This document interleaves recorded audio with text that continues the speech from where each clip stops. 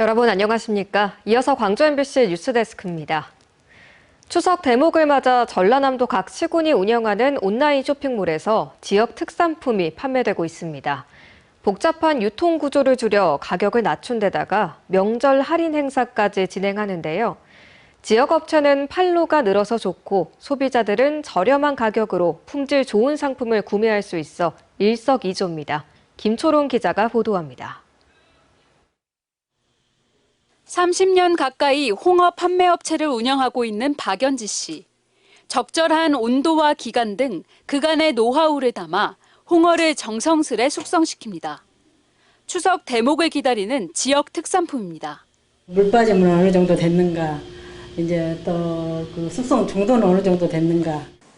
이 홍어의 약 10%는 나주 씨가 운영하는 온라인 쇼핑몰 나주몰에서 판매됩니다. 도움 되죠, 많이. 저희도 할인이 들어갔고 또 나주몰 자체에서도 할인이 들어갔고 그래요. 그러니까 조금 더 많이 저렴할 거예요. 이 밖에도 나주몰에서는 배와 배즙, 사과, 꿀 등 각종 지역 상품을 할인 판매합니다. 오는 26일까지 전 품목 20% 할인 특판전이 열리고 1인 최대 12만 원 할인 등 혜택을 받게 됩니다. 화순군의 온라인 쇼핑몰 화순팜도 샤인머스켓과 각종 한약재 등 지역 상품을 20% 저렴하게 팔고 있습니다. 곡성몰은 멜론과 꿀 등 지역 소규모 농가 약 120곳의 상품을 최대 40% 할인 판매합니다. 시군의 온라인 쇼핑몰은 상대적으로 낮은 수수료를 요구하고 할인 쿠폰 등 소비자 유인책을 지원해 농가에게는 이득입니다. 소비자들도 찾는 이유가 있습니다. 소비자들은 그런 복잡한 유통 구조에 포함되는 그런 금액을 다 제외하고 순수한 농가에서 제시한 그런 금액으로 이제 상품을 얻을 수 있는 거죠. 지난해 매출의 경우 나주몰은 11억 원, 화순팜 37억 원, 곡성몰 10억 원 등 성장세를 보이고 있습니다. 하지만 아직 시군 예산에 의존하고 있어 지속적인 홍보로 안정적인 소비자층을 확보하는 등 경쟁력 강화가 과제로 남습니다. MBC 뉴스 김초롱입니다.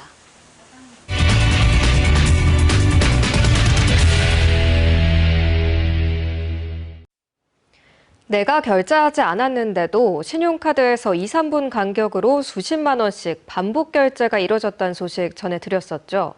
이렇게 부정 사용이 의심되는 결제가 수차례 이뤄지는 동안 카드사 보안 시스템은 작동하지 않았던 것으로 드러났습니다.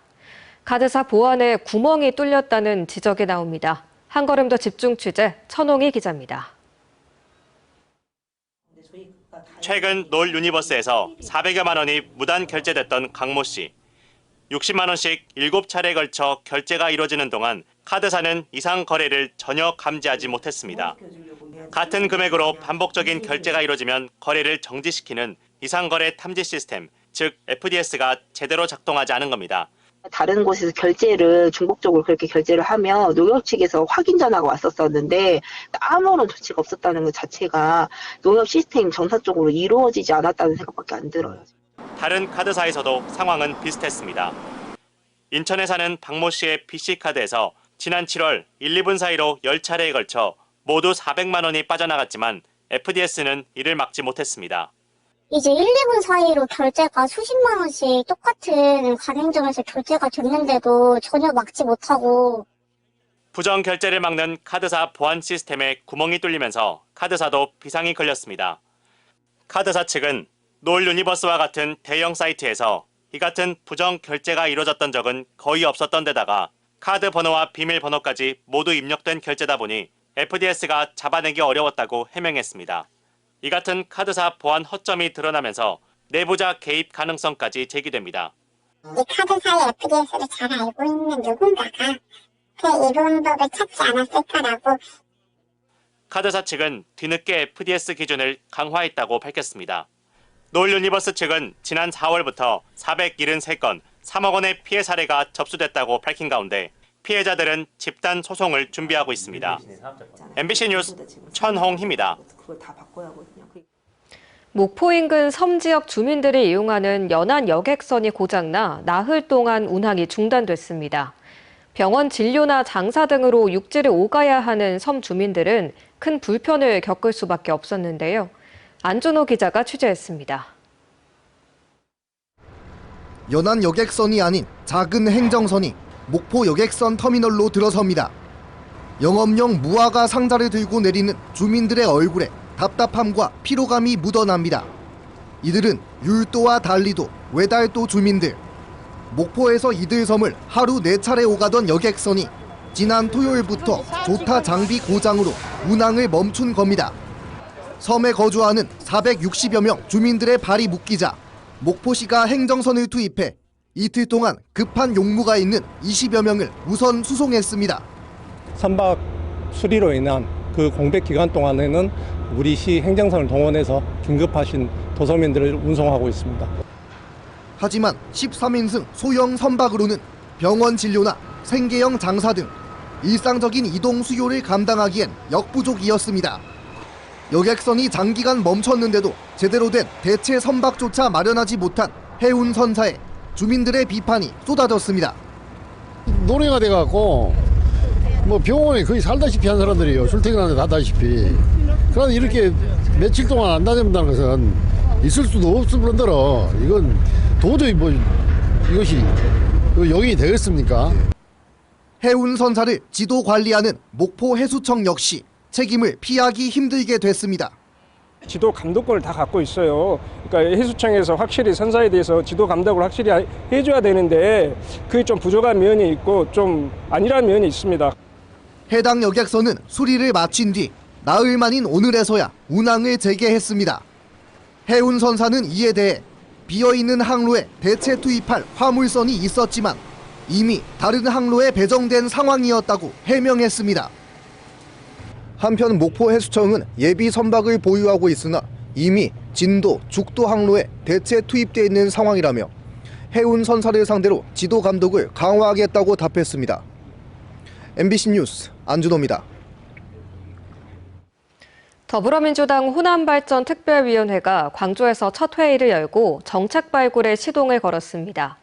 특위는 올해 안에 가시적인 성과를 낸다는 방침입니다. 보도에 윤근수 기자입니다.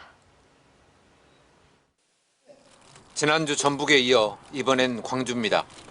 일주일 전 1차 회의에는 당대표가 참석했지만 이번엔 광주 지역 위원들을 중심으로 모였습니다. 위원들은 광주의 미래 발전 방안을 놓고 자유롭게 토론했습니다.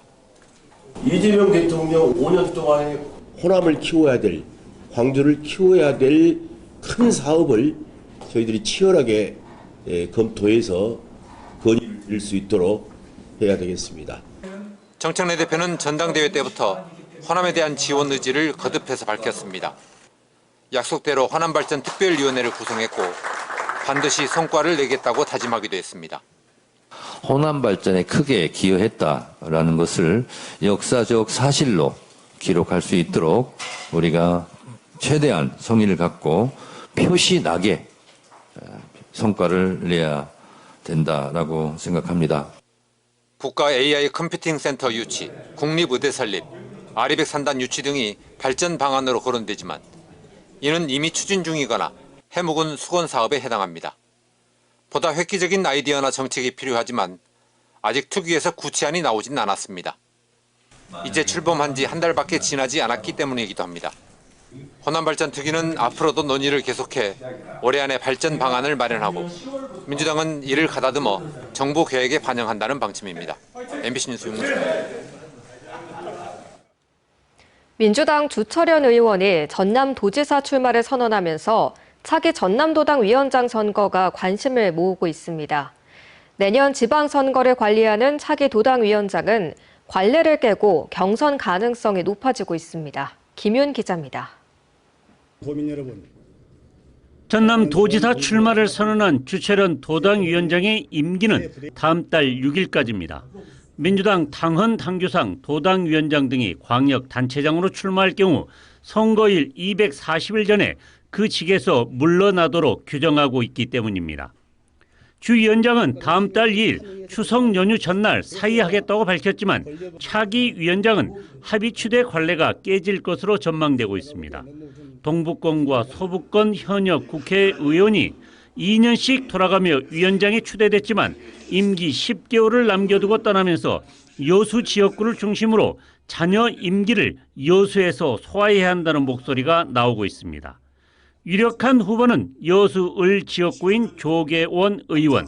조 의원은 MBC와 통화에서 전임 위원장에 남아있는 기간은 동부권에서 책임지고 지방선거 승리를 이끌어야 한다. 공모하는 게 맞다라고 밝혔습니다. 전임 위원장과 합의하에 후반기 도당위원장을 맡기로 했던 김원희 의원도 조계원 의원을 설득하고 있지만 쉽지 않다며 경선을 기정사실로 받아들이고 있습니다.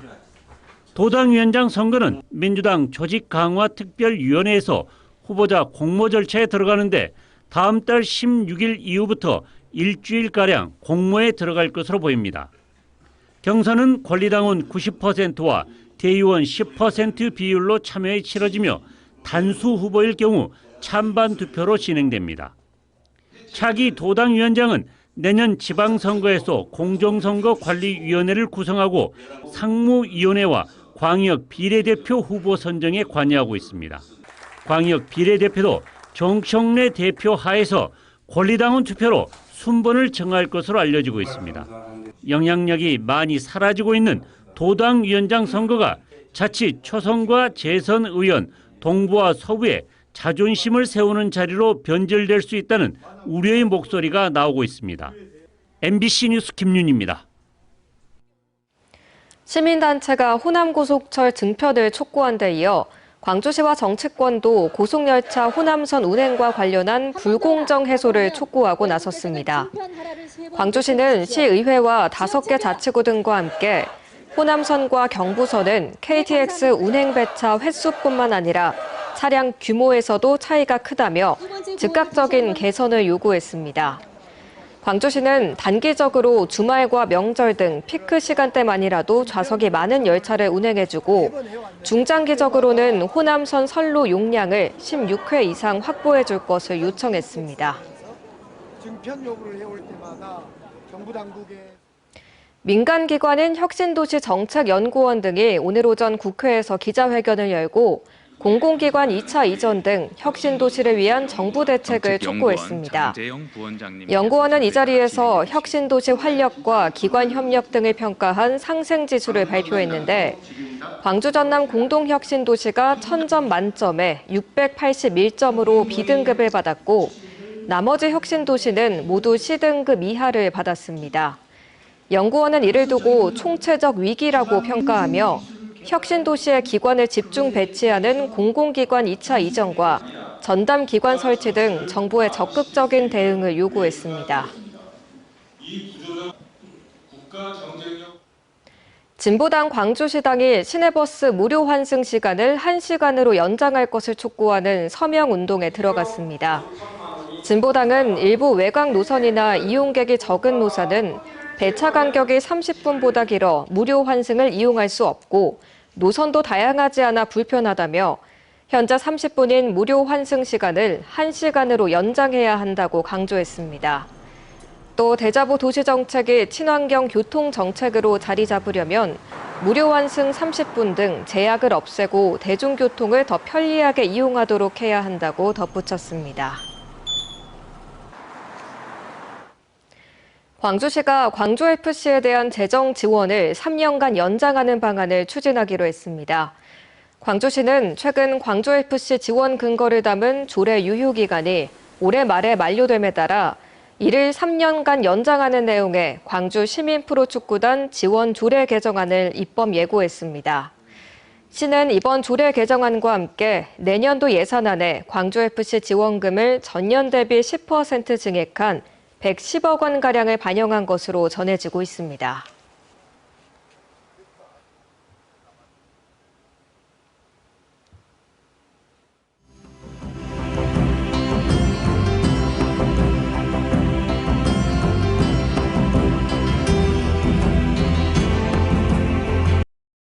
언제 어디서나 내 손 안의 뉴스. 광주 MBC 뉴스 유튜브 구독으로 함께하세요.